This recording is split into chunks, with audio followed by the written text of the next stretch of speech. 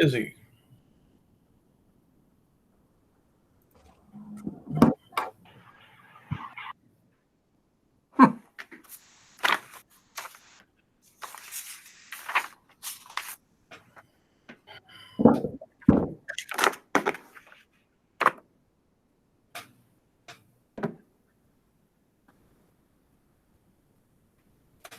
everyone here? Yeah, we're all back. Okay, because I can't see anyone. Okay.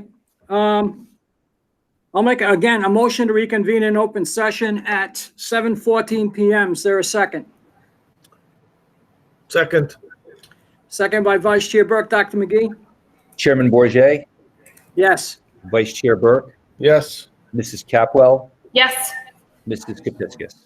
Yes. As part of the closed session, the committee voted to approve a memorandum of agreement to be executed by the parties with regards to paid leave during the pandemic. I'll make a motion to seal the closed session minutes of the August 13, 2020 meeting. Is there a second? Second. Second by Mrs. Capwell. Dr. McGee, roll call. Chairman Bourget, Yes. Vice Chair Burke, Yes. Mrs. Capwell, Yes. Mrs. Kapiskas. Yes. And again, as always, in these Google platform meetings, I'll say that before we begin the meeting, I would like to remind the audience that we have posted this agenda on the Secretary of State's website, as well as the Woonsocket Education Department's website. We have stated on the agenda that this is a teleconference meeting and provided the different ways of joining this meeting. In addition to the dial-in phone number and the website link, I don't believe you can tune in to WOON radio tonight or channel 99.5. But I would just use the ID numbers, the phone numbers that you can reach us. I would also like to remind the audience that we are holding this meeting pursuant to the governor's executive order, recognizing the need for people to maintain a safe distance from one another during the COVID-19 pandemic, and allowing public bodies to convene virtually for the purpose of conducting essential business. In accordance with that order, the committee's meeting tonight is for the purpose of conducting essential business only, and for this reason, the meeting will not include a public comment period. At this time, would you all join me in a moment of silence as we remember Albert G. Brian, who lived in Woonsocket all his life and pretty much dedicated himself to the betterment of this community in so many ways. So please join me in that moment of silence.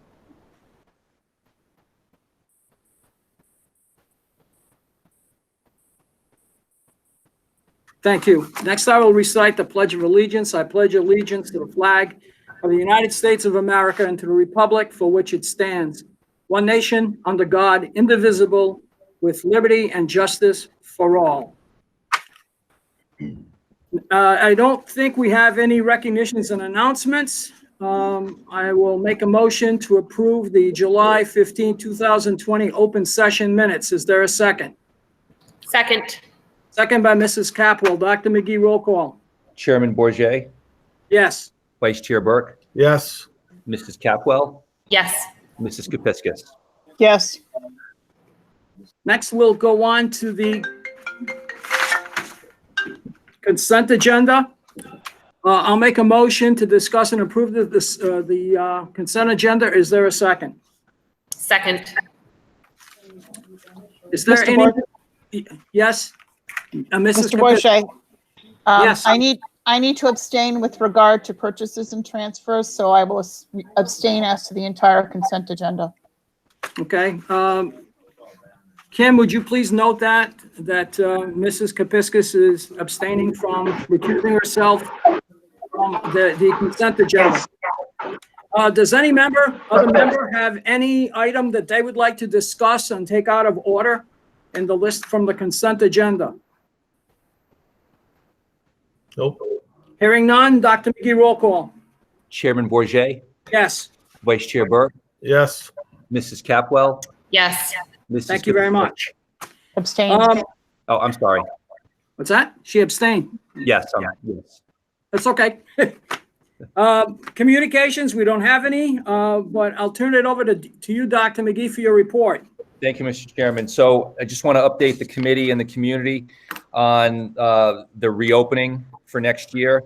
As you're aware, the governor came out recently with the commissioner of education with a modified calendar, which changes the start date of school this year. As you know, the original start date was scheduled to be August 31st. That has been pushed 2 weeks to Monday, September 14th. There are 3 professional development days that are built in to the schedule on the 9th, 10th, and 11th of September. The last day of school is scheduled to be the 25th of June, where with the first calendar that was distributed, it was the 18th, which means there will be 177 days versus 180 days for students this year. In addition to the changes in the calendar, the governor and the commissioner also came out with some school reopening readiness benchmarks or metrics. There are 5 of them. The first is state readiness, and that simply means is the state level, does the state level data indicate that we are in a phase 3 or higher? The second is municipal readiness. Do municipal level case incidence rates indicate it's safe to fully reopen? We're in the process of accessing that data. I put a couple of calls into the Department of Health, as has my administrative assistant, Ms. Blaze. We've yet to hear back from them. We're hoping to hear back from them soon. The third metrics is testing readiness. That's, does the state have the ability to test all symptomatic staff and students, and on average get results within 48 to 72 hours. The fourth is supply readiness. Does every school have more than sufficient cleaning supplies, soap, hand sanitizers, and face masks? We're in the process of procuring those. The orders, some orders have gone out, more orders will go out so that we ensure that we have the supplies necessary for a safe reopening. And the fifth metrics is the operational readiness. Does every district have a plan that's been submitted to the Department of Ed and the Department of Health? We've done that. I'll talk a little bit about that in a second. However, does every plan include mask requirements, social distancing, safe transportation, facility readiness for staff and students? Does every school have a point person, which we do for the Department of Health and specifically testing and contact tracing? Does every school have a health screener in place, and does every school have a plan to support staff and students if they become ill? So those are the metrics that the governor laid out recently. The governor indicated that if districts cannot provide each of those 5 metrics, cannot provide evidence that they can either implement them or are prepared to start the school year, that will have a major determination as to whether it's safe to fully reopen our schools. So we have been, as you can imagine, going through each of these 5 metrics. Some of them, like for example, the testing readiness. The state right now does not have the capability of getting results within 48 to 72 hours. The governor stated that. The governor is hopeful that by the time school is scheduled to reopen, that will be a reality. However, it's not right now. We've been really focusing on our operational readiness with respect to, as I said, the supply readiness and, purchasing and ordering the masks and the different PPE supplies that will be needed. Our plans take into consideration social distancing. Some areas of concern that we have currently.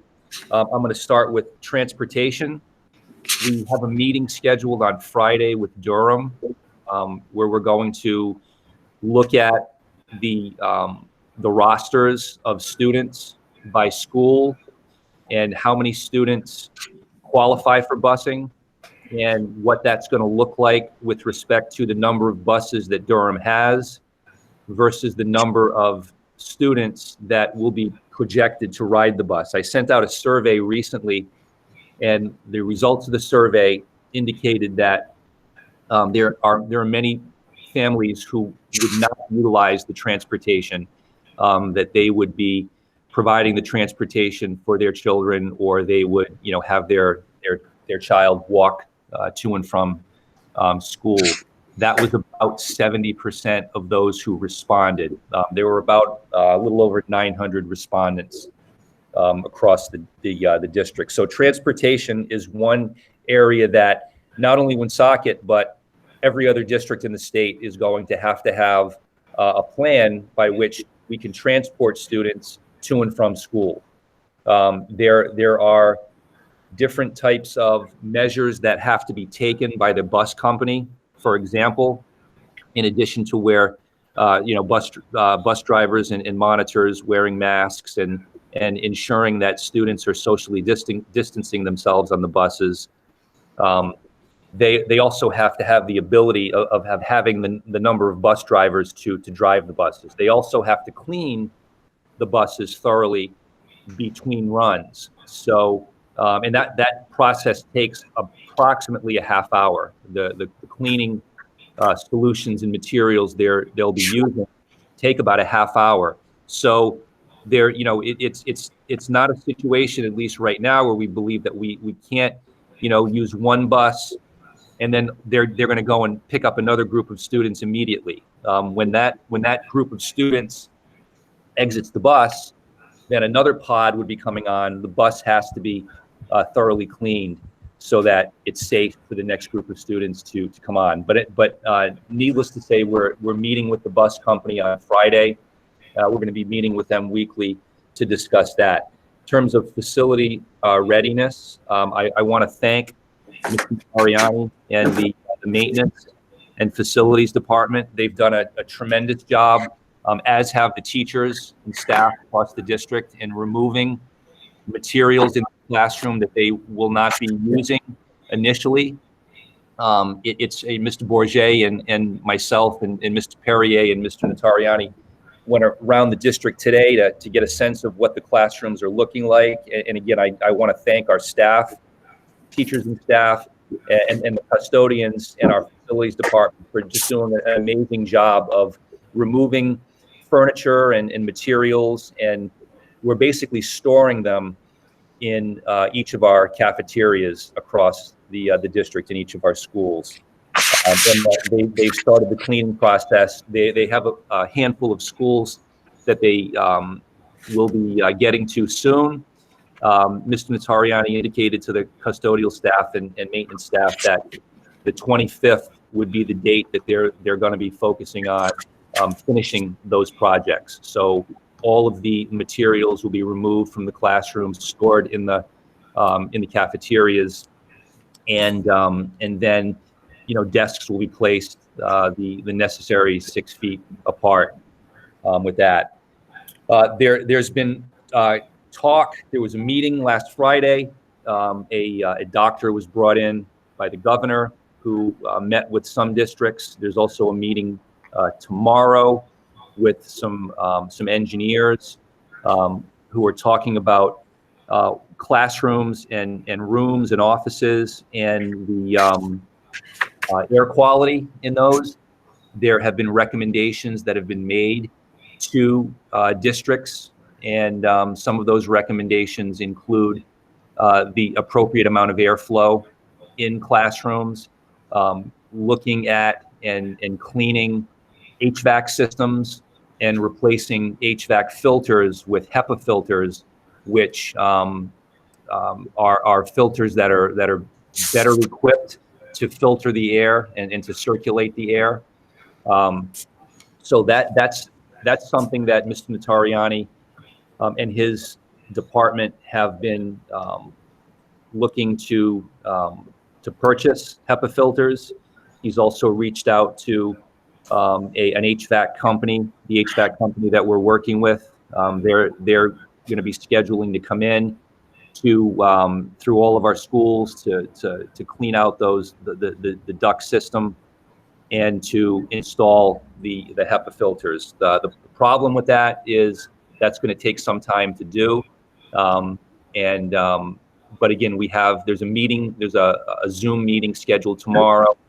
Mr. Natariani will be present to that meeting. I think I will be on that meeting as well. And I'm hoping that we're going to learn more information and get a little bit more direction and guidance from the governor's office, as well as the Department of Education, when it comes to classrooms and airflow and air quality and things like that. So another area of concern that I have, and we've talked about this, I've mentioned this before. So we have plans, and we don't know what the governor is going to determine on during the week of August 31st. If you recall, the governor had indicated that she would make an announcement during the week of August 16th. However, in light of her pushing the start date back 2 weeks, that I'm going to say decision day or decision week has also been pushed back to the week of the 31st. So we will hopefully get some guidance. I don't know what the governor will say at that point in time. I don't know if the governor will say that we're going virtual. Or we're going to be utilizing the hybrid models that we've put together. Just don't know, what's going to happen. But getting back to my final concern, and that's staffing. We sent out a survey to families recently, and that survey asked families, whether or not they would be comfortable, they would be sending their child or children back to school in the fall. And we had about 65% of the little over 900 respondents that said they would not feel comfortable sending their children back to school. We also, Mickey Dargan from Human Resources, our Human Resources director, has also reached out to staff, and staff have reached out to her with respect to their underlying medical conditions, which might prevent them from coming back to the classroom in the fall. To date, she's received approximately 70 responses, and she's had conversations with each of those teachers and staff. Whether they can't return due to an ADA reason, or maybe they're a caregiver, someone in their home. So my concern is that we have a hard time getting substitute teachers. If we start the school year with, I'm not even going to take the 70. I'm going to cut it in half, just for cutting it in half. So let's say we started the year with 35 teachers who are not going to be returning. That's 35 substitutes that we would have to have on a long-term basis, and that would be a month at a time. And I'm not going to get into the specifics of the ADA and how the Human Resources Department, specifically Mickey, would be determining whether those 30 days would continue to go on. But we're looking at least 30 days, probably longer, to have a substitute in those classrooms. Add on top of that, just on a day-to-day basis, we have teachers who use their contractual personal days. There are teachers who get sick, not COVID related. There are teachers who have, children who are sick, and so they use sick days. They use family sick days. We have a hard enough time doing that, getting substitutes for that. So my fear, and I really hope the governor and the Department of Ed really take this into consideration, that if we have a situation where we have students and we don't have enough teachers, that's problematic. In the old days, and in the old days were 5 months ago, when you had a shortage of subs in your building, the principal would be creative, and they might take an itinerant teacher and have them cover the class, and in many instances they would maybe divide the class up. We can't do that with COVID because we can't cross-contaminate, if you will, pods of students. So things that we could do in the past, we're limited as we are moving to the future.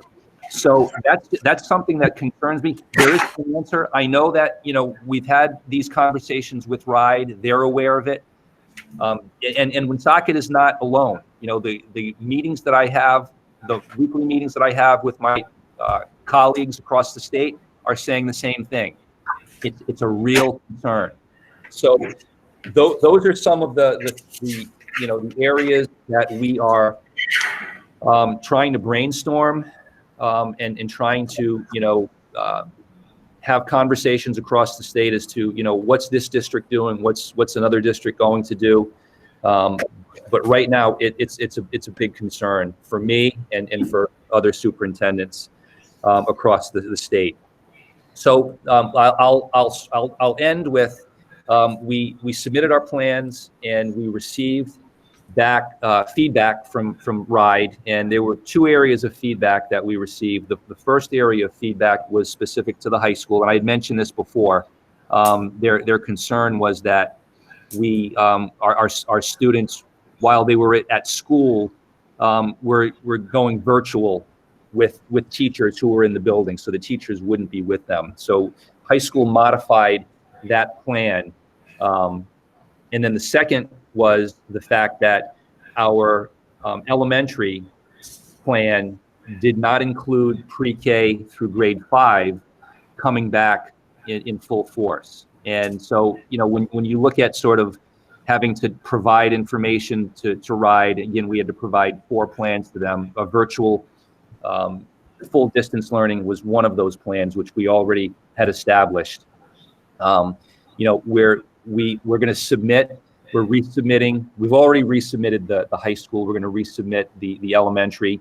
But when you look at our elementary schools, and if the intent is for us to return pre-K through 5, full time, that's going to be impossible. We don't have the space to do that. So again, I don't know what the governor is going to say at the end of the month, but we certainly, we're doing our best. And my team, I've said it before, and I'll say it again, my team is working just tirelessly to try to make this as safe a reopening as possible. But we do have some concerns, and I've made those concerns known to my colleagues. I've made those concerns known to the Department of Education, and right now we're just going to wait and see. I know the AFT and the NEA, both unions, have collaborated on a letter that they sent to the commissioner, the governor, and I believe the Department of Health, the director of the Department of Health, laying out their concerns about a return to school in person. They're advocating for at least to begin the year in a distance learning setting. I'd also like to mention, Robert Stewart, our union president here in Woonsocket, submitted a very eloquent and accurate rebuttal in the Woonsocket Call to an article that was written that stated that the unions are looking to prevent the teachers from coming back because the teachers just don't want to come back. That's not true. I've spoken to teachers. We've had Zoom, Google Hangout meetings with every single school. Our teachers want to be back teaching their kids. There's nobody that doubts that in this district. they're not looking to take the easy way out. They're dedicated to their students. They're dedicated to our families, but they want to get back safely. And I completely agree with them. And again, you know, Robert Stewart's letter hit the nail right on the head. You know, we're working hard here in Woonsocket to collaborate with one another so that we can do this in as safe a manner as possible. So with that, that's all I have for my report. If the committee has any questions, myself. We've got a few of them. Since I'm blind here to everyone, let me start. True, we went and visit different schools in the district, and the classrooms that have in the schools that have prepared for COVID-19. The classrooms are really well done. There's plenty of spacing. The hallways are marked in terms of traffic flow. And it is incredible to see the cafeterias that are chock full of classroom desks and teacher materials, but they have all been laid out in a grid so any teacher can find and get at his or her materials. I think we're ready for that. And as you said, Dr. McGee, the state is not ready for turnaround testing results. The municipal infection rate that I've garnered from the Department of Health and from the meeting that we had with the governor, the school committee chairs, that Woonsocket's rate is low, but we still haven't gotten any rates regarding the age groups. What is the infection rate for our children at that level? We still don't know that, and I got a feeling that is very low. But never mind those issues. You've mentioned some of your key concerns, but they're more than concerns, aren't they? This whole business of air quality and air flow that was brought up at the last minute by the governor and the commissioner, requiring that specific filters be installed and ducts be cleaned, and we have to order these things. And it certainly is more than just a problem. Isn't it more that it's going to take longer than what the governor expects the first day of school to start? Aren't we talking about much later than that just to get the materials? Not only us, but all the other districts are going to have to do this. I understand there's a meeting tomorrow, but unless they change their mind, all of a sudden airflow has become one of the key criteria in opening schools. And I think that's going to delay the opening because we're not going to be able to have sufficient airflow quality to meet what the governor's standards are going to be. I think that's a problem.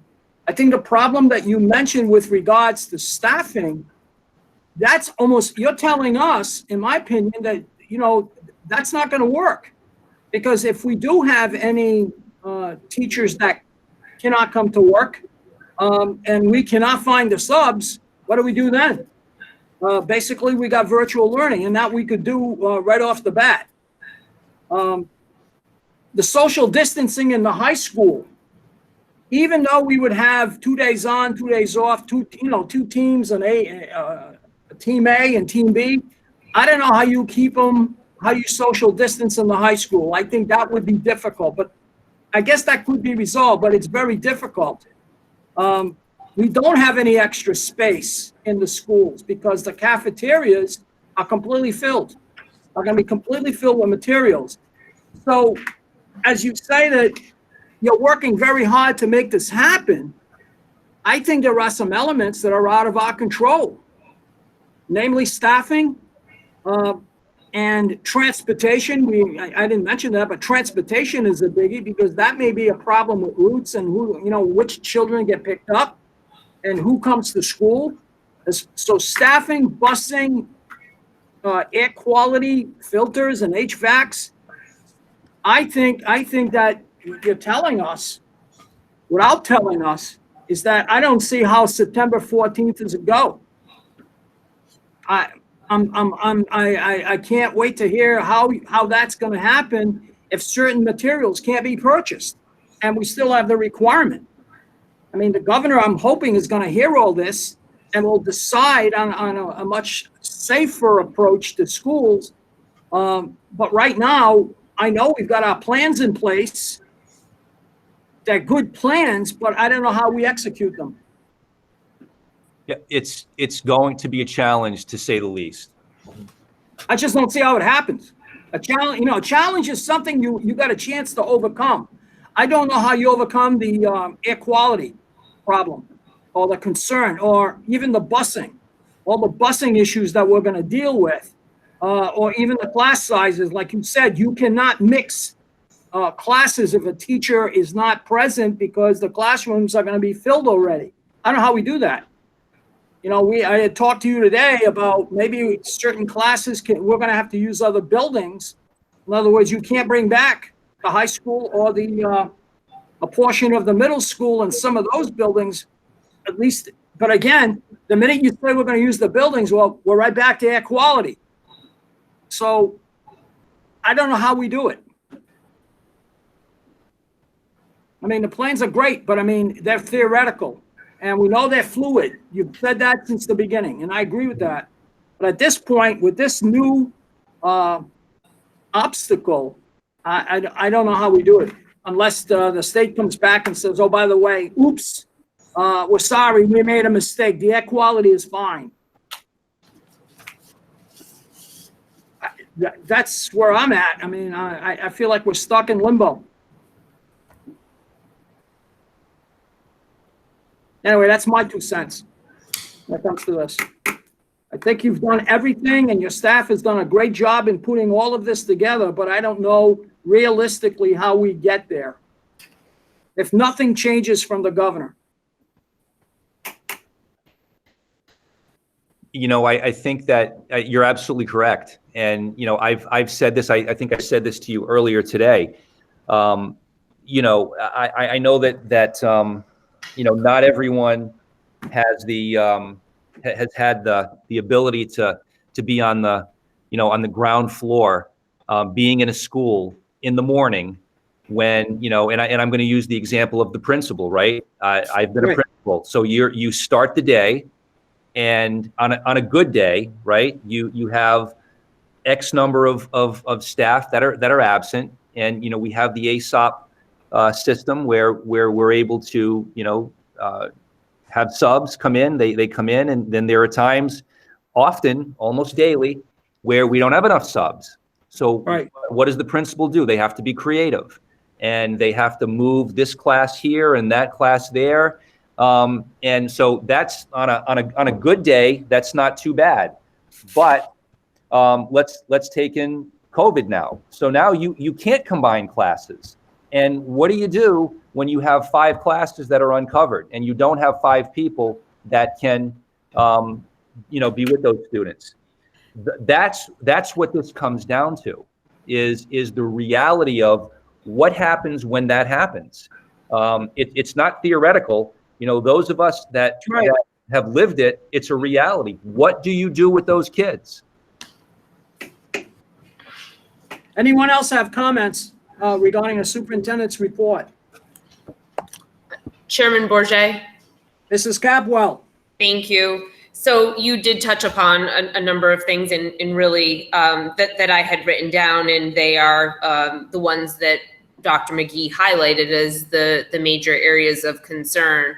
And so as I'm trying to think through, just as you indicated, the date today, luckily we have this 2-week extension, but when it comes to the number of metrics that we just talked about that need to be satisfied or met prior to any sort of return back to school, I would just second, of course, Dr. McGee and Chairman Bourget, your level of concern. I wanted to, if I could just go through a couple of points or questions. So the comments about the airflow and understanding that you're looking to address those, whether it be to, having someone come in with filters and cleaning for HVAC. will the HVAC and filter enhancements satisfy the air requirements for even for like interior rooms without windows, or do we have are we utilizing those interior rooms, and any concerns about that as being a difference with the rooms that maybe have access to outdoor air? So I'm gonna defer to Mr. Notarianni to answer that. I think the short answer is no, but I'm gonna let Al expound on that. So I shall expound. So so we met with the HVAC. So on Friday, RIDE organized a meeting. It was a last-minute meeting and I received some information, and they sent out a white paper, or a white paper was distributed to facilities directors regarding air quality. We did have some talking points from that meeting. I wasn't able to attend it in person, but we immediately contacted our HVAC vendor now that they have some established information. And I can share the white paper with the committee members, which I will later this evening or tomorrow, just for your own reading purposes. But to the point of it is they have some guidelines established. They have a particular filter. It's called a MERV filter, MERV. This filter is what we need to install in all of our HVAC systems, K through 12. We do not have an HVAC system in every building. So the high school, the Career Tech Center, the 2 middle schools, I believe Pothier, Citizens, Harris, and I might have a portion in Globe. For the most part, the rest of the buildings don't have any standard HVAC system. They're just older buildings, and that's not the type of systems that are there. So we need to install MERV filters in all of those systems. The MERV filters are 5 to 6 weeks out. We've contacted 2 different vendors. It's not the vendors, it's the manufacturers. So as you can imagine, these filters are in high demand, along with every other supply that we're trying to get and compete with other K through 12 and colleges and universities. In addition to the filters, we've been in the process over the last couple of years of cleaning out the ductwork and establishing a schedule based on, we started the Career Tech Center last year. We moved into the high school for a portion of it. We with the high school this year, but now we need to accelerate that program. In addition to the cleaning of the ductwork, which that could take anywhere to get it all done all at once. And when I say all at once, it's not literally all at once on the same day. It would be anywhere from 30 to 100 days to get through all of the ductwork in terms of cleaning. That's not necessary per se, and for COVID, it's just we would like to optimize the systems. And then lastly, the actual units themselves, we need to ensure that they are programmed, and most of them are all computerized, need to be programmed so that they can exchange air at least 6 times per hour within a classroom. That being said, we are going to have to go room by room to verify that. Many of the interior rooms at the high school, as we toured today, have the proper airflow established in terms of vents and ductwork.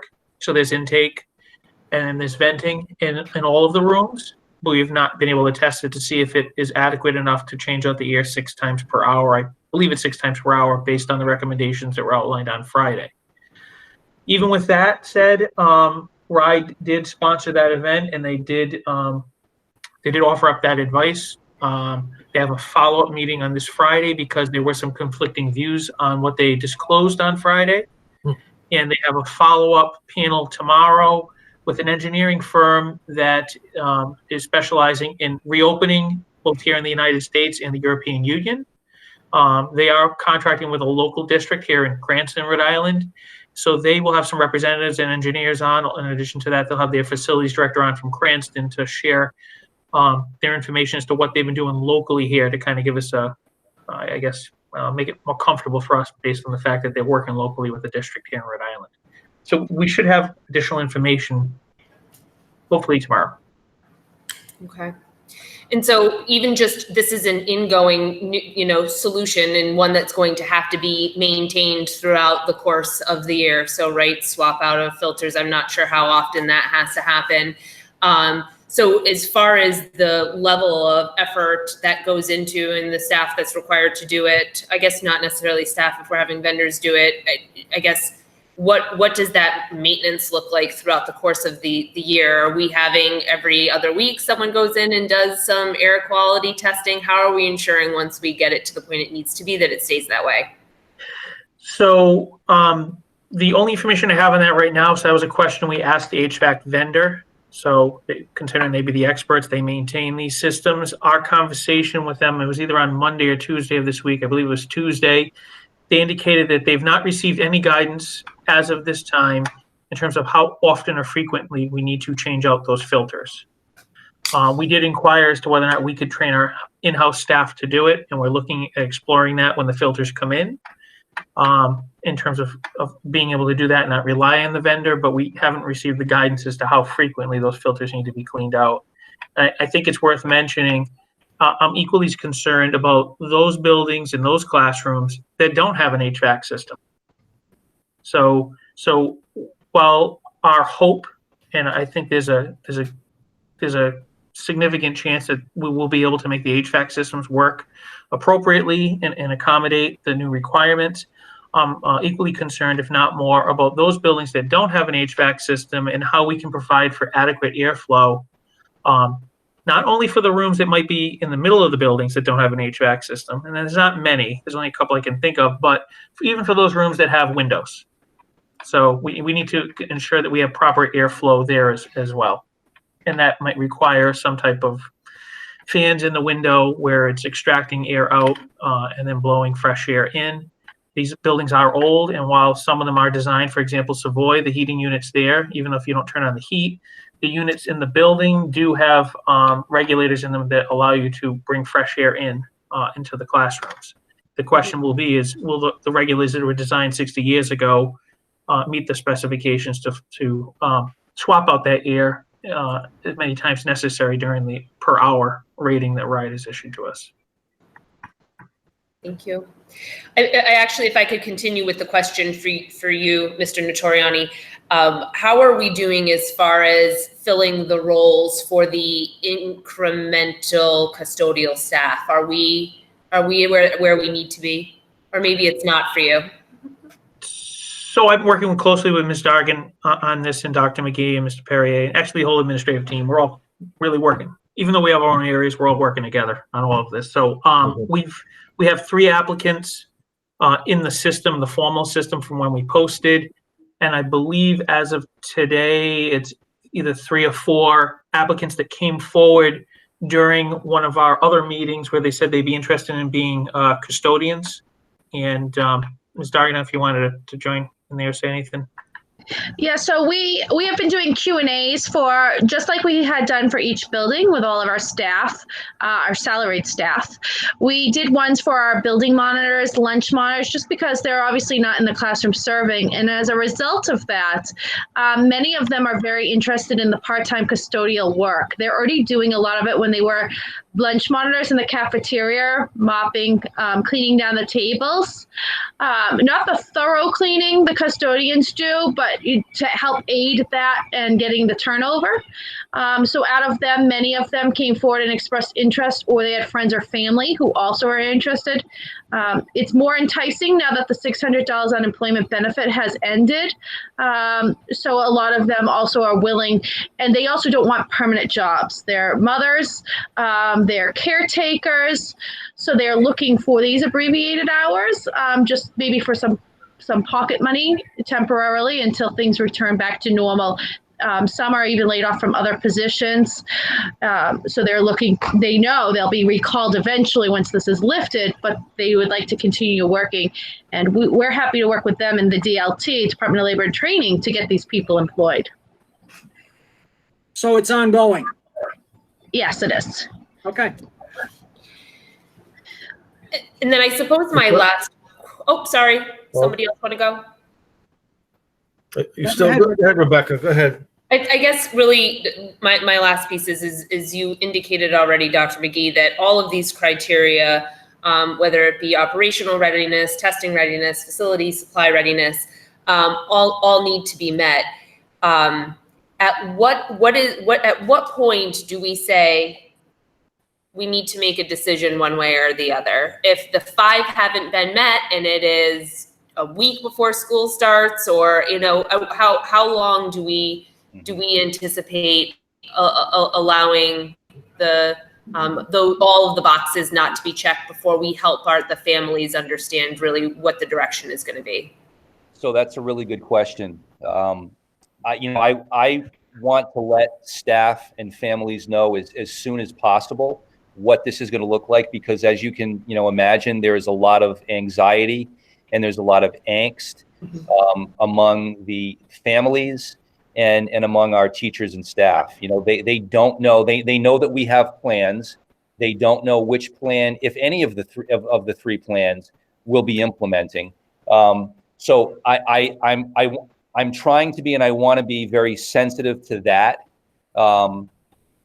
I also, want to give the governor a chance to get some of these, like, for example, the testing readiness. That there are certain things that are out of our control in Woonsocket. That's one of them. The statewide readiness, the municipal readiness is, that's just the data as to what's happening in Woonsocket. The supply readiness is in our hands. I feel confident and comfortable that with respect to supplies, we will have the supplies ready. It's the operational readiness that is really going to, this is going to hinge on that. I'm reluctant right now to give a specific date when I would say this is what we're doing. But I can tell you that if I feel that we're not ready, that we're not ready in terms of safety for our students and our staff, then we're going to do what we need to do in Woonsocket. And one of the options is a virtual, is full virtual, and that's an option.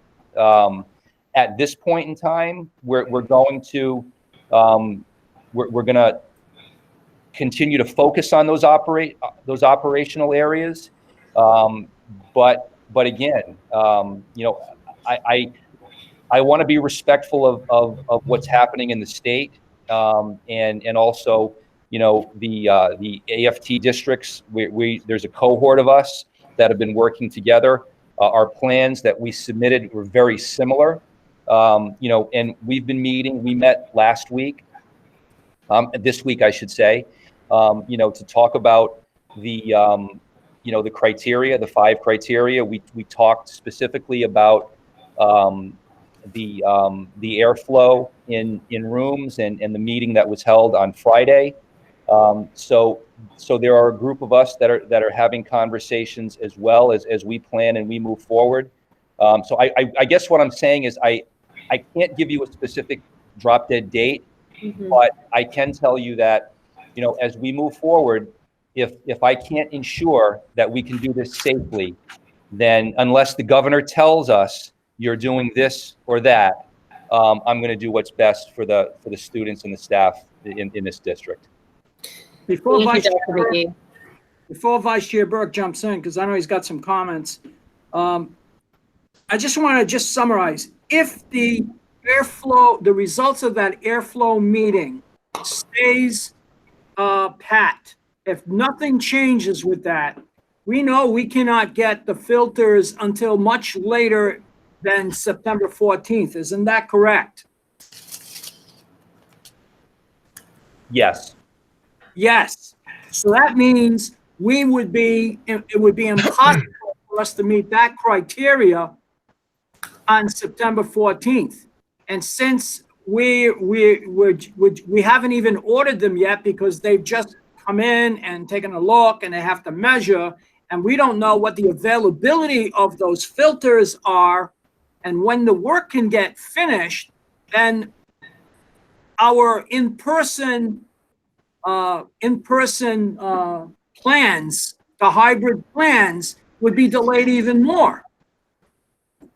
So even though you can't give a date, right now, this airflow problem is a real significant, that's a game stopper.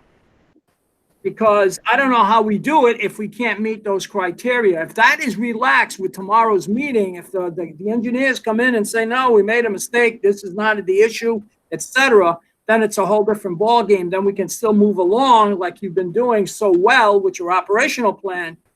But at the end of the day, you're still going to have to deal with the staffing and the busing issues, and those may not be resolvable by September 14th. I'm just being Correct. honest. It seems to me that that could be a very significant.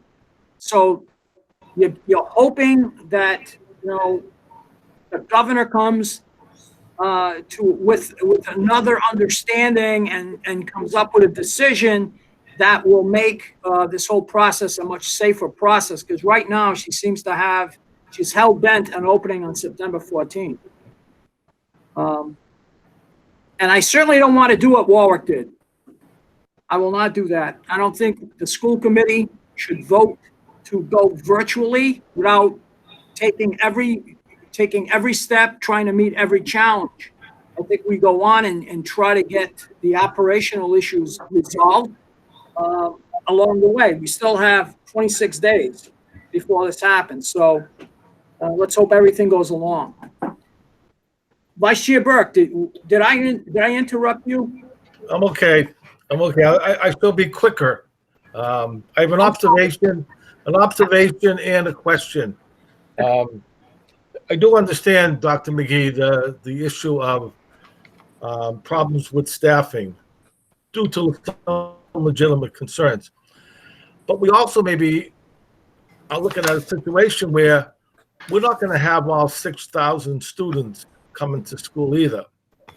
So we could have, just to be flexible, we could have a smaller student body showing up for school. And there's the possibility that the fewer teachers that we have may be able to deal with that. So that this could be a possibility that we could resolve that situation. Maybe not. Yeah. Okay. My question though is, at the last meeting I did express some concern about the high What's that? school. Mr. Burke is frozen. Could you elaborate, Dr. McGee? I'm sorry, I didn't hear that, Mr. Burke. You froze. Would You froze mind up. repeating? That froze up. My last question, you mean? Yes. Yes. Okay, all right. At the last faculty meeting, at the last, I have retired, wait a minute. I have retired. All right. At the last school committee meeting, I expressed some concerns about the high school program as presented. It sounds like some changes have been made. Could you elaborate a little bit on what this new high school program may look like? Sure. So the original plan was for students to have Monday as a virtual day, and then Tuesday, Wednesday, you'd have half the alphabet. And when those students were in person, they would go to their first period class, and they would be in person with their first period teacher. Those students would stay in that same first period cohort for the remainder of the day, and they would be accessing their other teachers who would be in the building with other classes in front of them virtually. The feedback from RIDE was that although the students are in school 2 days a week, they only had the physical contact or interaction with one teacher per day, and that one teacher they wouldn't see for another 6 or so weeks, because the schedule would follow as week 1 would be period 1, week 2 would be period 2, and so on and so forth. So what the high school did is they modified that so that the students will move from their first period class to their third period class to their fifth period class, and then the following day they would start with period 2, 4, and so on and so forth. So that's the plan that's consistent with the plan that other high schools are using. The problem with that plan, so there are pros and cons of both plans. The first plan, the con of that plan is that they're in person only once every 5 or 6 weeks with a particular teacher. The The pro of that is that they stay in their pods, right? And they pretty much don't travel for the most part. The second plan, the positive to that plan is that they're going to see multiple teachers, but the downside to that is now you have students that are going to be going into the hall, and they're going to be going in different directions. And you're going to have students from the first pod going to another pod of different students. So that's not really a good plan either. I probably sound like I'm crazy here. And it's, so that's a challenge. The high school is a real challenge. And, like I said earlier, the plans are fluid. The plans could change. We could go virtual for some levels. That one's challenging because you don't have the consistent pods of students like you have at the elementary level that for the most part travel together, and even at the middle school for the most part they travel together. You don't get that at the high school. And getting back to your previous question, Mr. Burke, about substitutes, and you certainly, if we have a certain number of students that are electing to go virtual, then we would need a certain number of teachers to do that. Even that gets difficult at the high school level because as you're aware, at the high school level you have electives, and you don't necessarily have teachers who, like at the elementary level, have a certification which would allow them to be flexible to teach various electives. Where at the elementary level, it's a little easier because if you have a grade 1 through 6 elementary certification, then you can teach 1, 2, 3, 4, 5, 6. So you could teach students who wouldn't necessarily be your students had we been in person. Okay, thank you. Mrs. Kapiskas, we haven't heard from you. Do you have any thoughts? Oh, I do. Of course. My first question is the deal breaker. My understanding, and I believe yours too, Mr. Bourget, is essentially when the governor issued her executive order pulling everyone out of school in March and everything else that flowed from that, she took control of everything. And my understanding is she will make the decision as to when we open and how we open, according to her metrics. What happens if she says to Woonsocket, you're good to go? On September 14th, you're opening, let's even say in hybrid. But we're not ready. We don't have an HVAC in place. We don't have transportation. We're not sure we have adequate staffing. What happens? Who says, do you say no? What happens? Do we know? Has anybody asked that question? I think at that point, I would turn to our esteemed attorney, Ms. Rapport, and say, what gives? What do we do? Why would you go to Sarah? It seems to me you're the superintendent. You'd make that call and say it's unsafe. We're not going to do it. Well, I would always look to get legal advice first before I make a call. My decision might be to do A, but I would also want to check with our legal counsel before that. So I mean that's just how I like to operate. I mean in those types of situations, I want to make sure that I have the appropriate legal advice from our attorney that we employ here in the Woonsocket Education Department. But like I said before, I'm looking at the health and safety of our students and our staff. But you just said that. But first, suppose Sarah tells you to go ahead and do it, and you still feel it's unsafe. Are you gonna go virtual? Well, I got to think about that, Mr. Bourget. I'm not prepared to give an answer right now. That would be something that I would have to consider. So can I just offer a thought here? I wouldn't tell Patrick what to do. The only reason Patrick or Dr. McGee would ask me a question is what is the law and authority of the governor to tell the Woonsocket School Committee to do something, or does the committee itself have authority to reject the governor's directive? I think that's the legal question. It's not what should be done, it's what the parameters are that Lynn very correctly asked. And the answer is really that we don't know at this point. It's not clear on the authority of RIDE to issue directives to convene in a certain way. And we are looking into that, but I don't think it's crystal clear.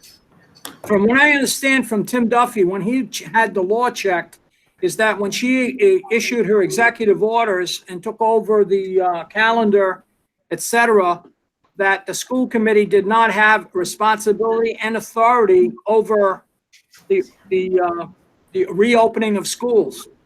So that's what I heard, but if you're looking into that, I would appreciate knowing what's going on. What is our authority? I made the same inquiry of Tim Duffy, and who's the Rhode Island Association of School Committees. And that was his response to me, that we no longer have that authority. And my question was prompted by what happened in Warwick, because my thought was Warwick didn't have the authority to do that. It's out of our authority at this point. We don't set a calendar. We don't do anything. All we do is authorize the expenditures, hoping and praying somebody's going to come through with money to pay for it all. But we don't have the authority to say, I don't care what you say, Governor, RIDE, Department of Health, we're not opening. That's my understanding. I really think we need an answer to that question one way or another. And I don't even think the governor was very clear, as she spoke very negatively about Warwick, that she has the authority to override them. And it's my understanding she does at this point. And I'm glad to hear that Ms. Rapport and her firm are looking into that for us, because more and more as we meet, I'm starting to think that's going to become an issue where we're going to be standing toe to toe with the states. The state's going to say open, and we're going to say we can't. It's not safe. And I think I've been pretty clear with my position on this, that I have no interest in opening schools if we can't assure that it's safe for everybody, students and staff alike. We have an obligation to every one of them, not one group over the other. And I think that's my concern. And I do have a second part to that question, and I'm sorry if you have more to say on it, just let me know. But my second part is, we haven't really dealt with the whole enforcement of social distancing and masks issue. RIDE has made it clear that we can't penalize failure to comply. If a student walks in, and I'm going to pick on the high school because, yes, elementary school students are going to be non-compliant, but that's going to be based on age and maturity level. I think at the high school, what we're going to see is non-compliance of students who are going to walk through the door, take the mask off, and they're going to say, put your mask on, and they're going to say, make me, and I'm going to clean up the language a little bit, but they're going to say, make me, and we can't. We cannot punish them. We cannot send them home because, and I think in essence, sitting on policy, the way I see this, if we tell them they have to go home to distance learning because they refuse to wear their mask, are we not sending them to an out-of-school suspension without a hearing, which violates our own discipline policy, much less state law? So I don't know how we're going to enforce any of that. And if we open hybrid or full, I don't see full at all, but if we even open hybrid, we still haven't really addressed that issue. And again, we're lacking guidance from the state, because the state's the ones that's saying we can't penalize them, but how are we going to enforce it without a penalty? I just don't know where we're going to turn to resolve that problem. And that's going to be ongoing for as long as we have live bodies in those buildings. And I don't know if we're prepared to address that, or has it been addressed to the governor, Dr. McGee? So I've had conversations in the past with RIDE, and other superintendents as well have expressed their concern. RIDE then made a pivot and said that masks would be required. But the question, though, is a fundamental question, as you raise, Mrs. Kapiskis, is okay, if it's required, then when a student just refuses, what do? You can say it's required, but what, if any, consequence would there be if they refuse to wear a mask? And I take the approach that until somebody tells me I can't do this, then we'll institute a policy if we need to, that requires the wearing of a mask. And if a student refuses to wear a mask and there's not a medical condition that would prevent the student from wearing a mask safely, then we establish what those are. Because mask, no mask, it's unfortunately turned into a political issue across the country, and I'm just about keeping my schools safe, and I could care less about anyone's political affiliation. It's if the scientists are saying you need to wear a mask if you're 6 feet or closer to someone, then you need to wear a mask in the Woonsocket Education Department unless you have a medical condition. Thank you. So Sarah, when do you think you might have some thoughts or a legal opinion on whether or not we do have authority and responsibility? I'm working on it. I think by early next week, we should have some clarity on that. I can say that I think it's a very, I think it's very unlikely that the governor by executive order can override a decision of the school committee that the situation is not safe enough to reopen. I'm just saying that appropriation of that much authority would be readily challenged in the courts. I'm not encouraging that, and I'm not saying that the governor's directives are not extraordinarily thoughtful and careful, but I think the rubber is meeting the road here in the disconnect between the descriptions of the metrics and what's happening on the ground. Correct. And I don't have an easy answer, but I don't think that it's as quick. It is as easy to say that the governor's just running all the school districts, because that isn't the case. Well, And that really isn't the case. It's one thing to establish a school calendar, which is which is more readily implemented, and another thing to say that in every district the metrics are met. And so I think we need to be cooperative but thoughtful about that. And I will do my very best to get the clarity that we can. thank you. That's really good, because, as we get closer to September 14th, the superintendent and the school district has to make a decision depending on what the governor's doing. But we've got to know, the school committee has to know what's our authority, what's our responsibility, because we can't shirk that. But I certainly don't want to overstep.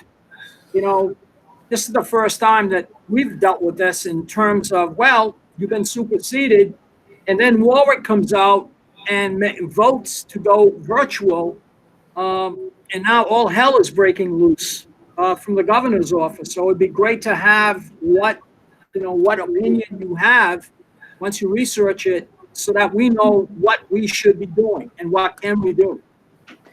And if I may add, Mr. Chair, Yes. Mr. Rapport, part of that question is, assuming it's not the governor's authority, then whose decision is it? Is it Dr. McGee's? Is it the school committee's? Is it the two of us together? I kind of want to know that too. If it's not the governor, who specifically is it? Is it the committee or is it the superintendent? And so I think that's all part of that same question. I agree. Any other comments on the superintendent's report? Then I'll make a motion to receive and place on file the superintendent's report. Is there a second? Second. Second by Mrs. Capwell. Dr. McGee, roll call. Chairman Bourget, Yes. Vice Chair Burke, Yes. Mrs. Capwell, Yes. Mrs. Kepiscus. Yes. Next, we'll go into the policy subcommittee update. I'll turn it over to Vice Chair Burke and Mrs. Kepiscus. Would you like me to do it, Mr. Burke? Please. Okay. The policy subcommittee met on August 5th. We convened our meeting at 4:02. We're considering 3 policies. The first was physical restraint and crisis intervention policy. And that policy had been held from our prior meeting to address certain issues regarding the definition of a prone restraint or a prone containment, as well as issues around the use of deep pressure for therapeutic purposes. The terms prone restraint and prone containment were further defined in the policy, and the policy has been adjusted to allow deep pressure to be used when recommended by a professional as part of a sensory diet. Ms. Morrell asked questions about the training that was referenced in the policy, and it was explained that the crisis intervention team would be receiving training, would be the full training, 12-hour training, would be providing themselves as a resource to other staff who would receive training during incoming to school PD. The second policy of the policy was approved by the committee and is on our agenda for tonight as new business.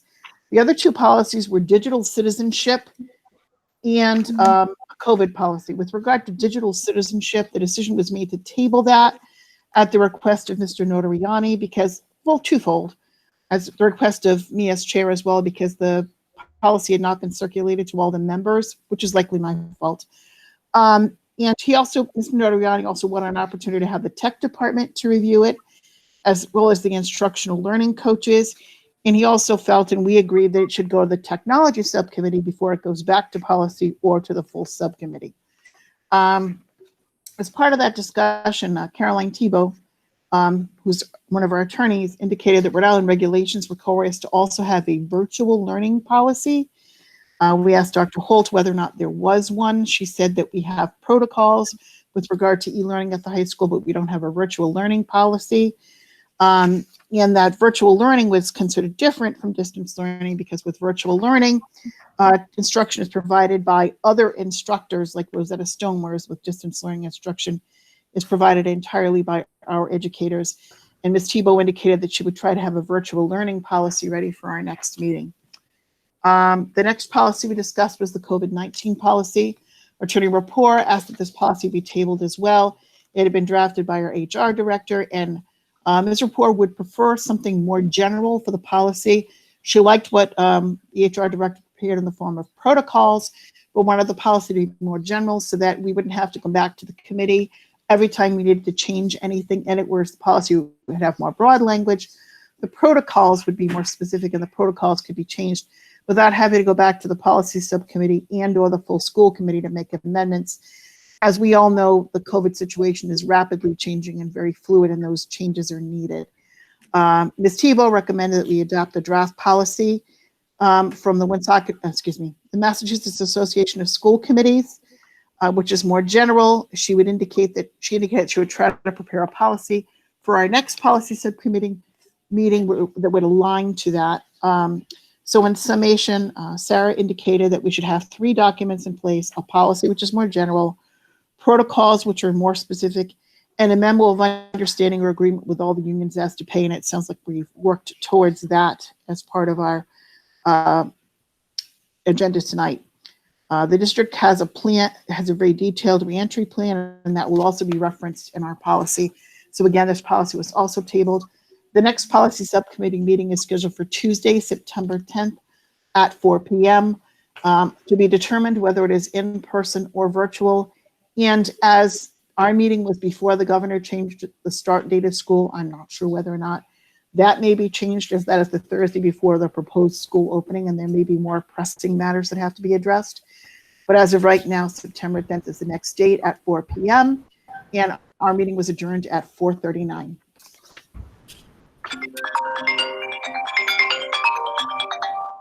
Wow.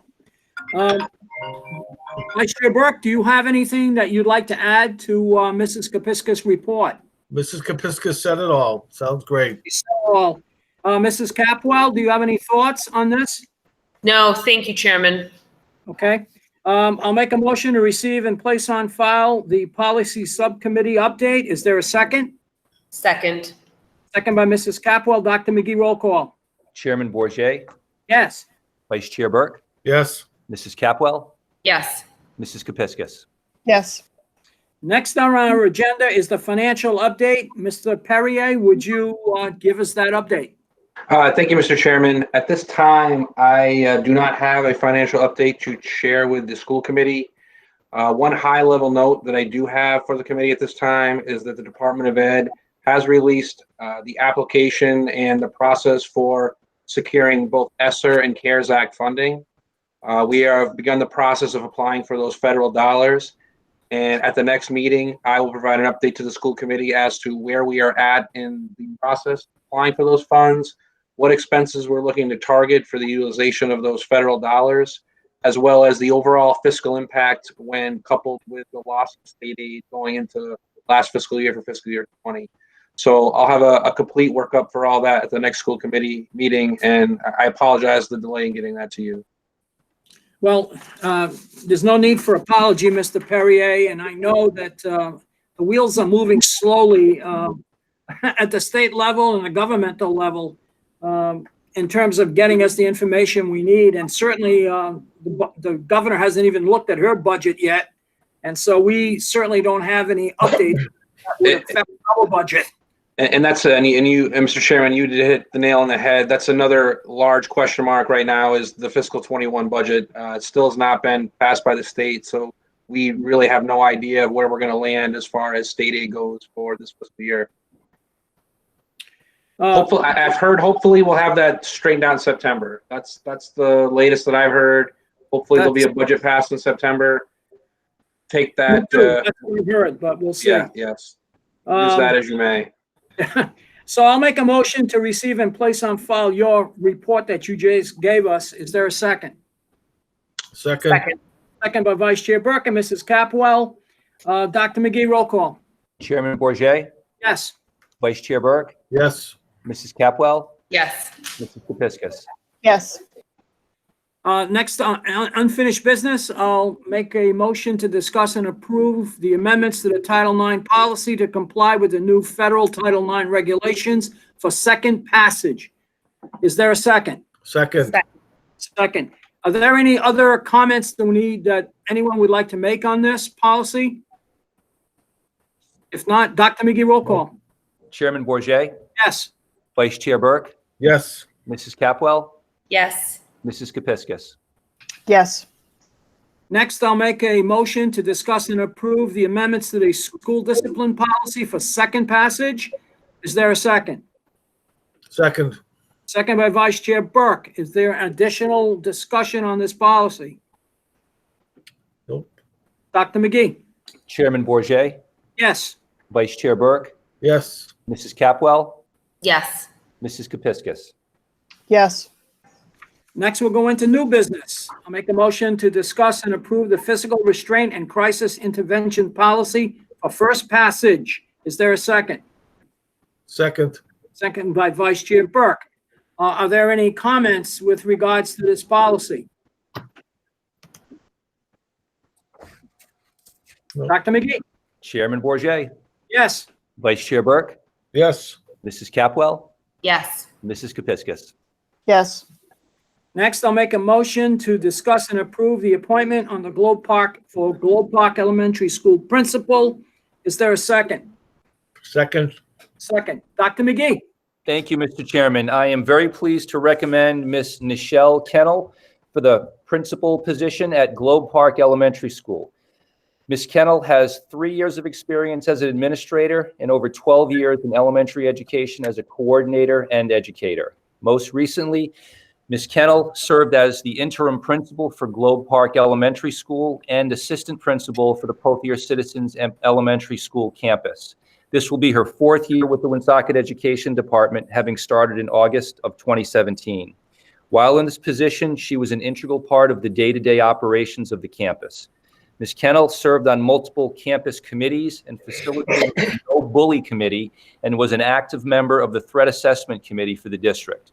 During this time, she developed an excellent rapport with all employees, staff, parents, and students. Prior to joining the Woonsocket Education Department, Ms. Kennel worked as an education coordinator at the Nurturing Nook in North Providence and El Babe in Pawtucket. There, she helped develop learning centers, establish curricula, showcase student work through portfolios, and develop social emotional learning opportunities for students. Ms. Kennel holds a master's degree in elementary and secondary administration from Lindenwood College and a Bachelor of Science of Elementary Education. She is a highly qualified, per the Rhode Island Department of Education regulations, as a building level administrator. Based on Ms. Kennel's education and work experience, I highly recommend her for the position of principal, Globe Park Elementary School. Thank you. Thank you, Dr. McGee. Anyone have any comments? Oh, good. Sounds good to me too. Sounds good.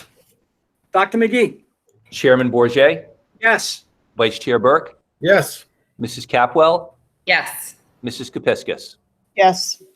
Michelle, even though I can't see you, congratulations and welcome Oh, aboard. very good. Good job. Thank you. She's here. There she is. Yeah, I know. I see her name. I just can't see her. She's here now. Congratulations. Congratulations, Good Michelle. job. Welcome. Yeah. Welcome. Thank Good you job. very much. Good job. Next, I'll make a motion to discuss and approve the hiring of building substitutes for each school within the district. Is there a second? Second. Second by Mrs. Capwell and Vice Chair Burke. Dr. McGee? Thank you, Mr. Chairman. So you have in your documents fiscal impact for adding building substitutes. As I had indicated earlier tonight, one of the areas of concern is that we feel as though we're going to have a challenge getting building substitutes when we start the school year, however we start the school year, if it's some form of a hybrid model. So what you have here is a breakdown of salaries, day 1 through 45, all the way down through day 91 and beyond. We have the benefits that they would be receiving, and the total expense there is $374,584.54. The regular substitute expense here, we have salaries day 1 through 45 down through day 135 for a total of expense of $189,940.52. And the increase in expense would be $184,644. And again, we're looking to provide building level substitutes so that we can, meet as best we can the challenge of absences during the school year. We currently do not have building substitutes, so this would provide an opportunity for our buildings and our principals specifically to have those substitutes that stay in the building, so they're not having to worry about the substitute, going to a different district or taking a better substitute position elsewhere. Dr. McGee, I assume this motion to hire these folks is not as a result of COVID. This is something we've wanted to do for a while, hasn't it? It actually is, Mr. Chairman, yes. Many years ago, we had building substitutes, and it worked out nicely. As a former principal, it was nice having my building substitutes. I knew they were going to be there each day, and they built up a rapport with the students and the staff in the school, and the families as well. So yes, this is something that we've been talking about for years. We had to come away from this years ago, when we were presented with our budget crisis, our fiscal crisis, and we found that this was an opportunity to bring them back. Mr. Chairman, Vice Chair Burke? what is the difference between a building substitute and a teaching partner? So the building, so a teaching partner can only be used for, teaching partners are paid out of Title II, which means they can only be used for professional development. So the way we use them is if a teacher or when a teacher attends professional development during the day, we have the teaching partners who come in and cover their class. And the way we try to coordinate in the beginning of the year, Dr. Holt pairs up the teaching partners with specific teachers in the district. And when they're not going into classrooms and covering for teachers who are partaking in professional development, they're actually working with those teachers so that they're developing their craft within the district. And in some cases, we've actually hired for permanent positions our teaching partners. So this varies from that in that these substitutes can be used for any teacher or any staff as long as they, it's within the area of certification. Okay. I don't have that sheet in front of me, but how many building substitutes were we thinking of for school? One for each. One for each. Okay. Is that 11, 12? 11. 11. Okay. So you're talking about 18,000 a person, is that it, roughly? Yeah, once coupled with what we would pay subs anyway. So you're gonna need coverage for that classroom, so you would back that out. Okay. Okay. Anyone else? Chairman Bourget, just a quick one. And I may have missed this. You'll hire one per building? Can they float is there ever an instance where the building doesn't require a substitute, and can they float to a second building, or it is just that building? I would say they could float, but I've never been in a situation where we've not needed a sub in a building every single day. Every single day. Yeah, at least one. I would agree with that. We do have subs who are really reliable and dependent who come to work every day. They're not certified, but even when there's not an absence, which I think has happened one time in one building since the 1 year I've been here, they were utilized for IEP meetings, for making up of preps that staff had missed. And for other positions that aren't necessarily teachers, they were used for teacher assistants or clerical. These are certified substitutes, so they would stay within their certification area, as Dr. McGee said, but they would be used for teachers, especially knowing that the content could continue on and the lesson plans could continue on a little bit more enhanced than somebody else in the classroom who would just kind of follow along with maybe a worksheet and a video. Okay. Yeah, my line of questioning was more towards, if you've got school based off of the sheer number of teachers in any given school, if they floated among schools, would it make more sense to have two, let's say the high school, and then they can float in and out? But you guys have made your point, so satisfied my question. Thank you very much. Anyone else have additional comments? Nope. Dr. McGee? Chairman Bourget, Yes. Vice Chair Burke, Yes. Mrs. Capwell, Yes. Mrs. Kepiscus. Yes. And I think we've run out of agenda, so I'll make a motion to adjourn at 8:41 p.m. Is there a second? Second. Dr. McGee? Chairman Bourget, Yes. Vice Chair Burke, Yes. Mrs. Capwell, Yes. Mrs. Kepiscus. Yes. Thank you, everyone, for Have a good joining. Thank you. Great job by you. everyone. Thank you, Stay Dr. well, McGee. everybody. Stay Thank well. you. Bye. Thank you. Thank you. Bye. Bye-bye.